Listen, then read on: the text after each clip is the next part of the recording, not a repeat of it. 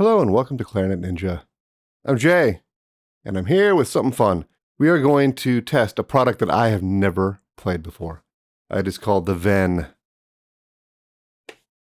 It is called the Venn Advanced Synthetic Reed by D'Addario. I saw somebody post in a Facebook Clarinet group about this reed. I'd never heard of it before. Sometimes I'm a little bit lost on things. But anyway, I thought I would jump on this opportunity to do an unboxing video. And I'm going to edit in here from the future. I've been accused of not getting straight to the point. I will edit in here what I think of this reed, and if you want to keep watching the video about how I got to that conclusion, keep watching. I promise to get straight to the point on this video. Yeah, this reed's not that good. I won't be buying any more of them. I wanted to, but I wanted to like it, but I didn't. Come check out the rest of the video. Learn why. It's short.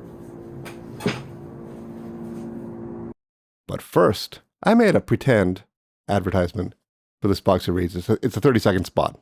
I think it's hilarious. Let me know what you think. It is the marketing material off the back of the box. The Venn B-flat Clarinet Reed number 4.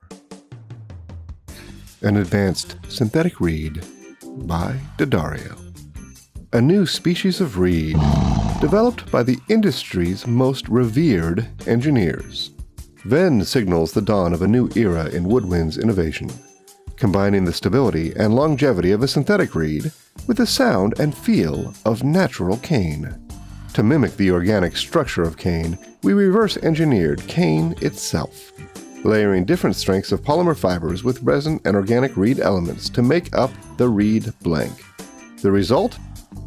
Venn outlasts and outperforms anything else like it, all while sounding and playing like your favorite cane reed. If this claims to be as good as my favorite reed, well, I couldn't find my favorite reed, so I'm using a reed. I use a Vandoren V12 number 4.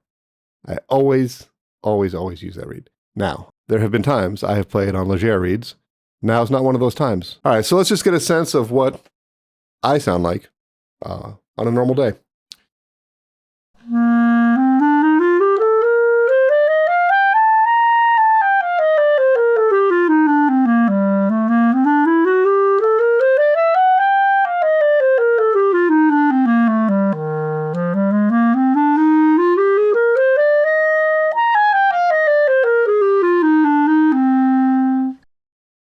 You get a sense of it. To my ears, that sounds okay. I haven't done a lot of playing today. It's kind of warming up here as we go. So now, I read online that people like unboxing videos, so I haven't opened this box yet. I wanted to, but I didn't. I saved it for this moment, and here we are. All right, so it's a nice box. Is that important? I've never really watched many unboxing videos. Okay, and so then you pull this part out. The box inside a box. A little bit of a red herring. All right, and then looks like there's nothing more to it than just this, so I guess that's nice. I should have read this stuff. This explains in a very detailed way what's up with this reed. All right, so they've made some huge promises. They've hired the world's greatest engineers to create this reed where they've reverse engineered cane. And supposedly, what I'm anticipating is that this is going to feel more like a cane reed.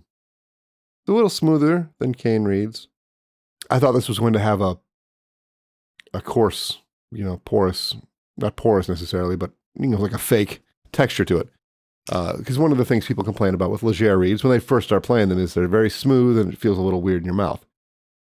I found that concern goes away pretty quickly once you get used to them. But, whatever. Everyone's got their own thing. I'm going to take off my V12. I'm going to put it back in the water. So it's ready to go. But wouldn't it be nice to live a life not having to have water? I was playing over at a Broadway show the other day, and it was a bad reed day. It was really dry. Right next to where I was, there's a huge air purifier because of the pandemic and whatnot. I was using a Legere reed on my bass clarinet and cane reeds on B-flat, E-flat, and soprano. I'm not super picky about my soprano reeds, so that one seemed fine. But my B-flat and E-flat reeds were drying out at incredible rates, and it was uncomfortable at times to play them. And I wished to myself, I wish that there was a synthetic reed that I liked on B-flat and E-flat clarinet. And I was happy to get this one in the mail. And let me just say, I bought this with my own money. It was $27. So if you want to support my $27, Hey, like and subscribe if you want. Okay, I'm going to put this on. Looks totally normal. Looks kind of like a cane reed. It's a little short. And the geometry of this is a little bit surprising. But now here it is. I'm going to play it for the first time. Let's do it together. Here we go.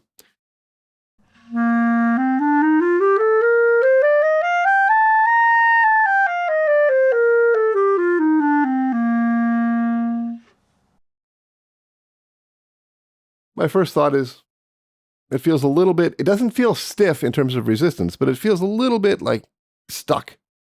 Doesn't feel like it's going to be a very flexible reed. But let's do some more playing. Let's see what happens.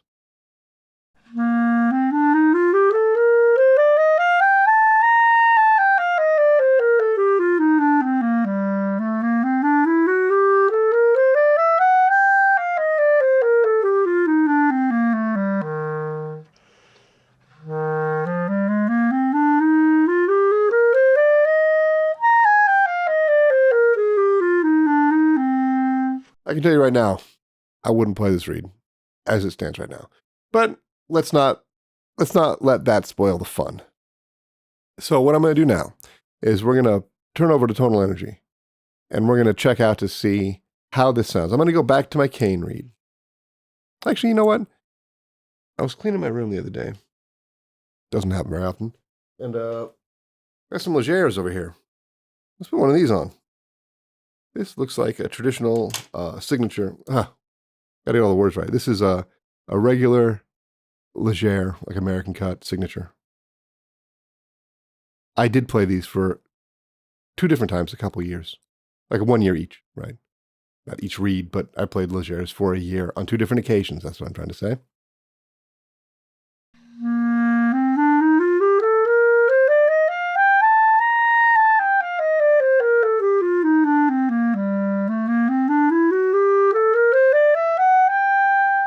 That feels a lot better to me than the D'Addario.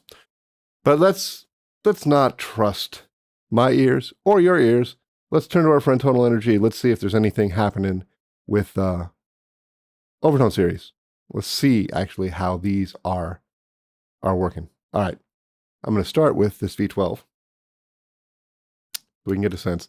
I'm not gonna, just so you know, I'm not gonna worry too much about being exactly at the right pitch level, because that's too much for me today.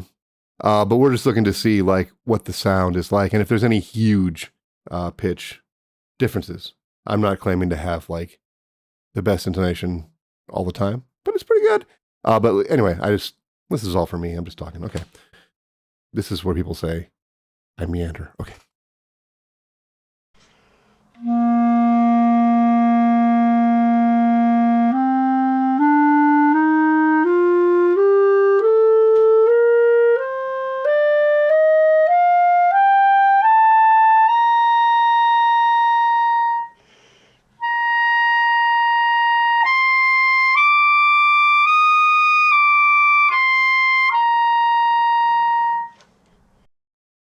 Now, let's switch to the signature, the Legere.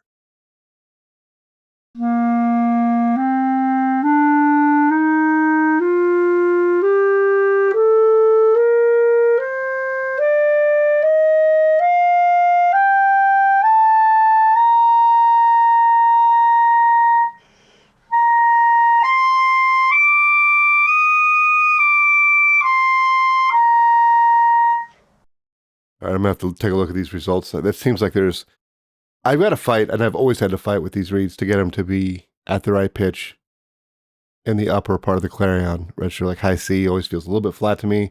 I feel like that pronounces a problem or challenge in the instrument and the setup that I'm playing on. All right. Now to this D'Addario reed.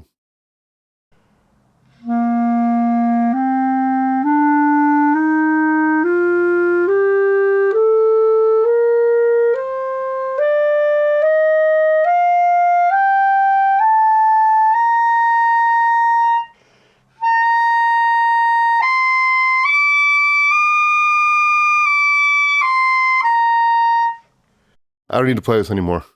Done. I am not suggesting this read to anybody. I spent $27 that I'll never see again. And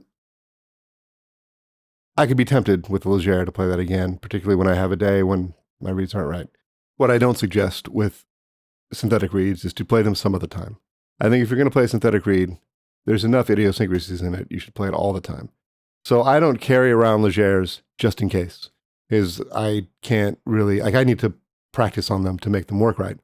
And I certainly feel like I could make a Legere work for me, and I feel like I have.